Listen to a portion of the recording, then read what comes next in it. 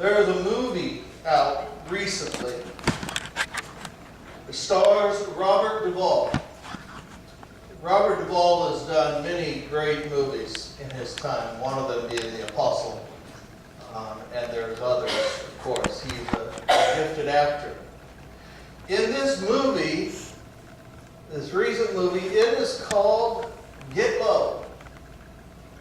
That's right, just two words. Get Low. It's about a man in the 1930s who had lived secluded in a house for about 40 years. And he heard of his friend had passed away, and so he decided to go into town with all of his savings and pay for a funeral. That's the start of the story. But this movie, and I hope you'll go to see it, this movie basically is about what this scripture is talking about today too. It's about getting before your community and getting right with them before you go.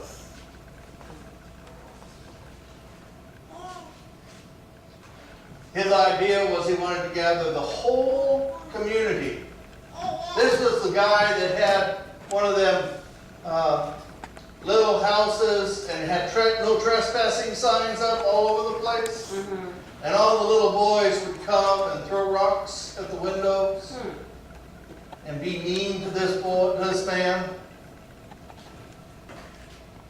And there was all sorts of stories about this man. So he decided he wanted a live funeral. He wanted to attend his own funeral and have everybody who had a story about him to come to that funeral. And to get him to do so, he was going to give him his house and his land when he died, which was 600 acres of fresh prime wood, forest. And all they had to do was buy a $5 ticket to go to his funeral. But it wasn't even that brought the crowd. What brought the crowd was why he had stayed secluded for 40 years, and he promised he'd tell that story that day. I hope you go watch that movie. I hope you read the book. If you don't watch movies, go read the book. Get Low is the name of the screenplay.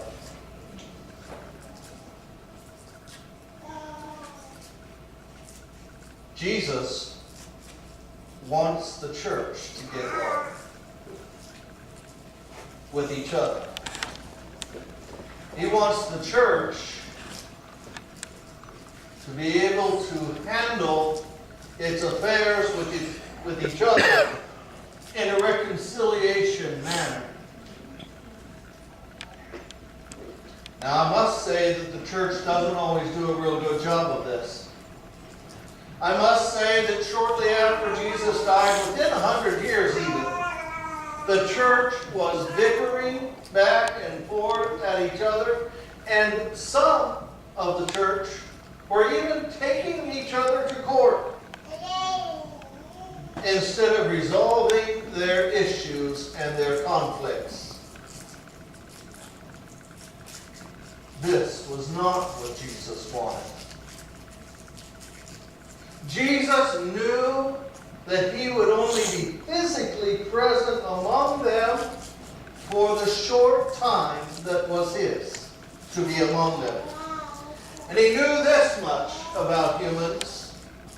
They needed to have a way towards reconciliation, because humans are sometimes bent on disagreeing with each other.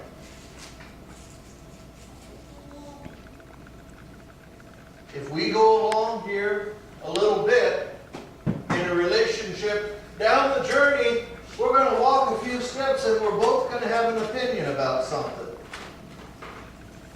And you're not going to agree with mine, and I'm not totally going to agree with yours. And so we have to have a way to get low. We have to have a way to come back together. And this is what Jesus said. If someone has offended you, he said, hold it deep inside and let it really get bad. Let it fester, right? Isn't that what he said? Let that fester and let it get you mad. Isn't that what Jesus said? Were you all listening to the scripture? Look, Jesus said, if someone offends you, go to them by themselves, you and them, and convey the grievance. Say you were offended. He didn't say wait a little bit, wait till you're really angry about it. He said go find them and tell them. But don't tell them out in public where you're going to just smear their name. Go see if you and that person can work it out. Church, do you hear me? If you cannot come to a resolution, a reconciliation, by going to the individual, then take 2 people with you, maybe 3. That way, what you say and what the other person says can be confirmed, validated. Are you even hearing what this other person is saying? Or are you so hurt that you don't even want to listen? Mm-hmm. I need somebody else to hear what's going on. Because I might have heard it all wrong in the first place. I might have misinterpreted what was said or what was done. Now, did Jesus say, if you don't get to resolution with the one-on-one, that you should wait a while and then start telling everybody else about how bad that other person is before you do anything else? No, he said, go get 2 or 3 others. Mm-hmm. And get it resolved. Now those are 2 steps that I'll confess, they take a lot to do. All right. Takes a lot of courage. Mm-hmm. And sometimes I'm so afraid I just don't do it. This 3rd step is the one that takes the most courage of all. Because if you don't get resolution when you have 2 or 3 witnesses with you, you're supposed to take it before the whole church. That means on a Sunday morning or on some time, you're supposed to gather the whole community together and air the problem. How many churches have you been to that do this? Anybody? Oh, we've kind of lost this tradition, haven't we? How many of you know somebody that's gone to court before? Taken someone to court. Yeah, we trust that tradition, don't we?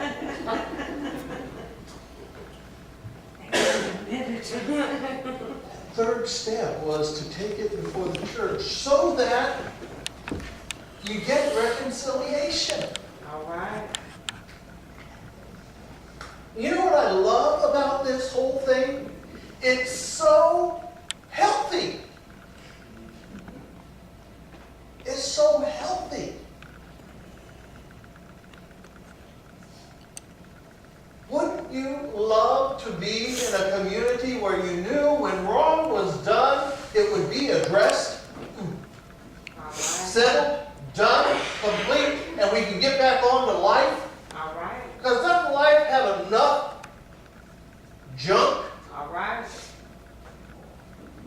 That this should be a place of functional relating? Isn't this supposed to be the place where I find community that's healthy? or at least knows how to be healthy, or is at least learning to be healthy. Uh-huh. No wonder some people say, I won't go to church because they're full of a bunch of hypocrites. All right now. But what they don't understand is that there's always room for one more hypocrite.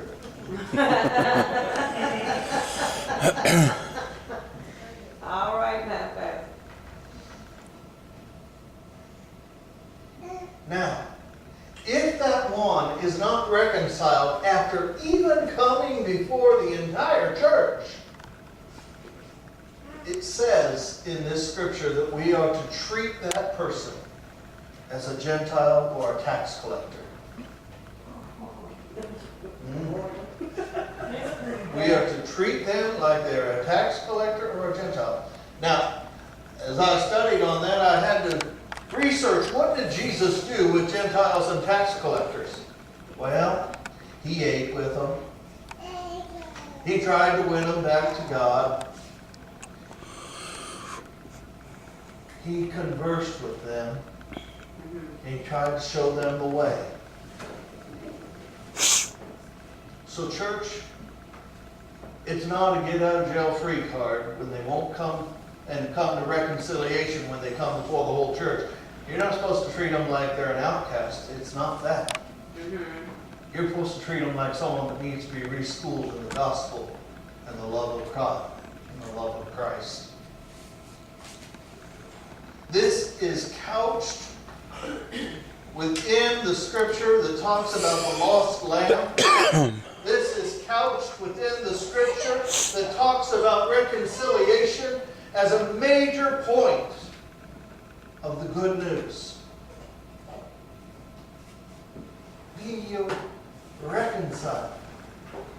Forgive as you have been forgiven.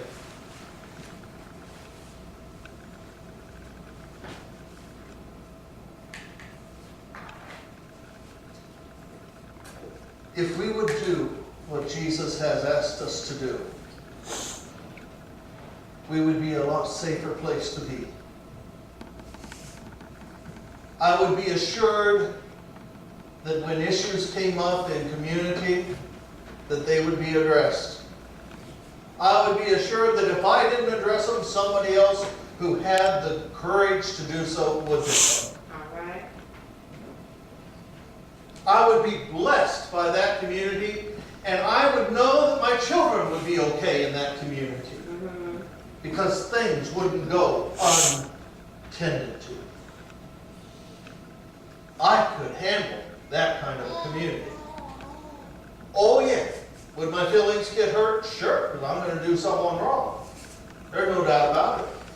I will get crosswise with someone.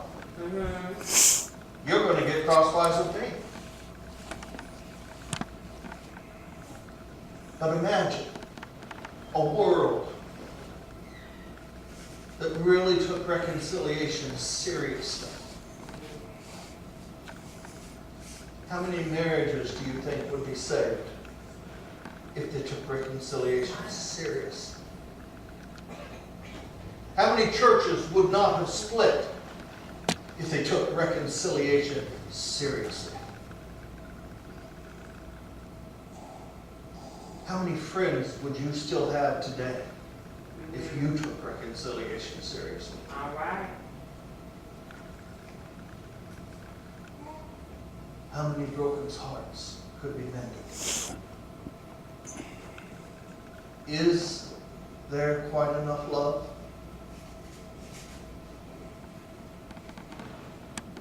Do we believe what we preach and what we read? Do we believe in the God that we say we worship?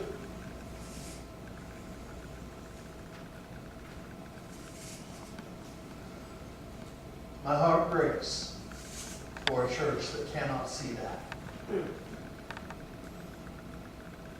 tears often flow when I see so much strife, so many unresolved issues.